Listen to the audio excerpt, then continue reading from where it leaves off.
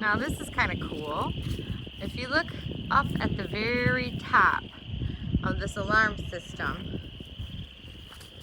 you'll see there's a bunch of sticks up there.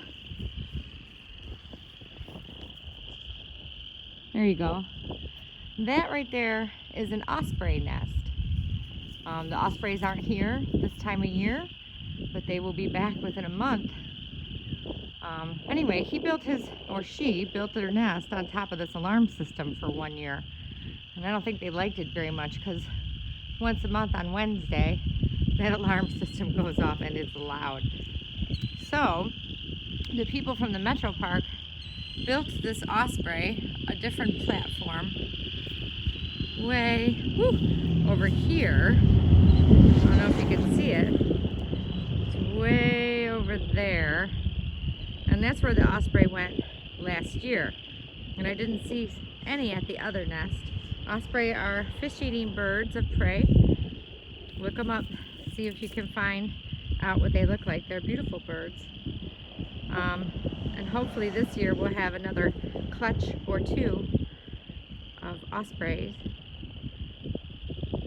at the Lake Erie Metro Park. And here is the new nest. This was just erected last year. You can see it's made with big, large pieces of sticks.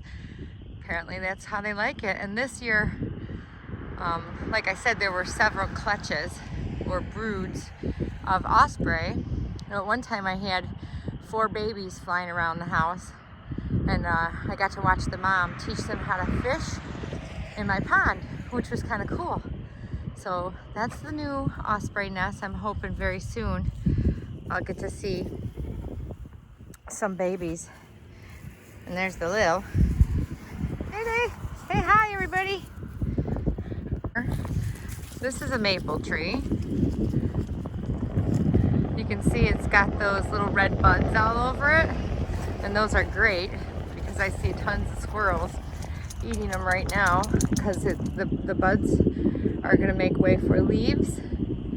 So this is a maple. It's got bark that's a little smoother. It's not as grooved as some of the other barks. And it gets smoother as you go up the tree.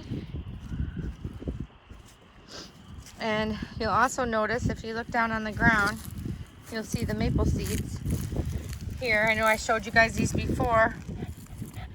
These maple seeds, get out of here, Lil.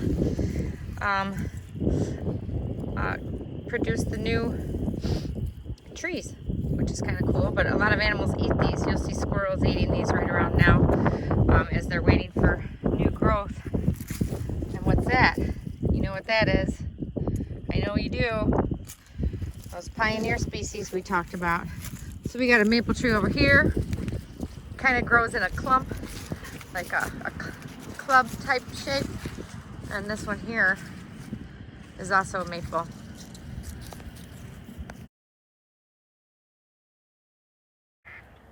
Muskrat. Here we've got some mallards. That's a male on the left and a female mallard on the right. These are most common around here, really, in all of North America. They're very common waterfowl ducks.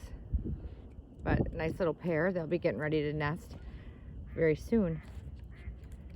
Lily just found this game trail. You can see it goes all the way back there. And that's going to be most frequented by our white-tailed deer. So you can see that's a pretty high traffic area. That's going to be a common place for white-tailed deer to come in. There's all kinds of tracks all over here.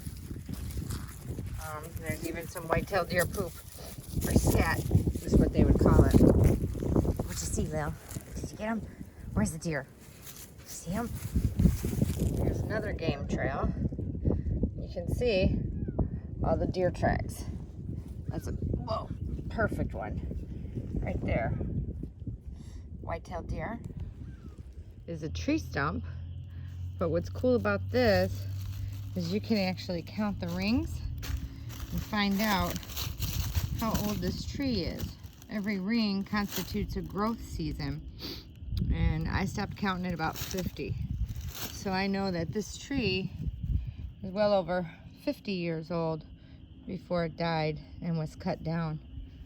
So the study of tree rings is called dendrochronology, and people look at it all the time in history, even in petrified wood, to determine how old the trees are in areas and what the growth seasons were like. So you can actually study climate based on how wide the annual growth rings are.